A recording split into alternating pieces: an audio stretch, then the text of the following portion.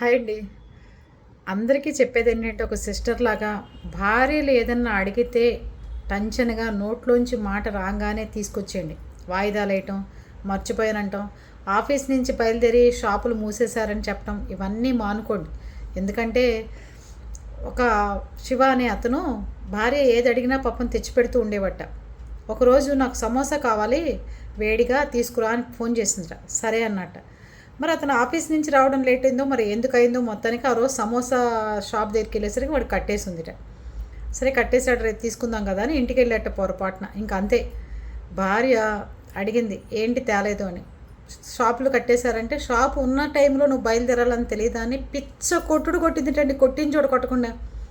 కొట్టడమే కాకుండా తన బంధువులకు కూడా ఫోన్ చేసి, తన అమ్మకి నాన్నకి తన బంధువులకి అందరికీ ఫోన్ చేసి, నా మొగుడు శివ ఇవాళ తెమ్మంటే సమోసాలు తేలేదు, మీరందరూ రండి అనగానే అక్కడ పెద్ద పంచాయతీ కూడా జరిగింది. ఇళ్ళ పక్క వాళ్ళు అందరూ సర్ది చెప్దామని చూశారు.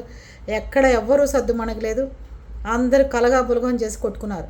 కొట్టుకోవడమే కాకుండా మామగారిని కూడా, అబ్బాయి శివ వాళ్ళ నాన్నగారిని కూడా కొట్టారు వచ్చిన వాళ్ళు. వీళ్ళందరూ కలిసి సర్ది చెప్దామని చూశారు, ఇంటి పక్క వాళ్ళు పంచాయతీ చేద్దామని. శివ వాళ్ళ నాన్నగారు వెళ్ళి ఇలా కొట్టారయ్యా, మా అబ్బాయి సమోసా తేలేదు నా కోడలు అడిగితే వాళ్ళ బంధువులందరూ వచ్చి ఇట్లా తుక్కు తుక్కు కింద కొట్టారు చూడు, నా పక్కటెముకలు ఇరిగిపోయినాయేమో అని చెప్పి కేసు పెట్టాట. ఆ అమ్మాయి మీద, ఆ అమ్మాయి బంధువుల మీద ఎఫ్ఐఆర్ నమోదు చేసి పోలీస్ స్టేషన్లో పెట్టారు. కనుక ఇలాంటి గొడవలు లేకుండా ఉండాలి అంటే భార్యల రాజ్యం వచ్చింది, కలికాలం అంతా వాళ్ళదే. కనుక మీరు చక్కగా విని ఆవిడ తెమ్మన్నవి తీసుకురండి. అనవసరంగా ఎముకలు ఎరగొట్టుకోవద్దు. మొన్న చూశారుగా, దెయ్యం పట్టిందని ఒకరిని చిత్త కొట్టేసింది భార్య. ఇలాంటివన్నీ జరుగుతున్నాయి, ఆలోచించండి. ఇవన్నీ లేనివి కల్పితాలు కాదు, ఆడవాళ్ళలో ఒక రకమైన సైకో లక్షణాలు వచ్చినాయి.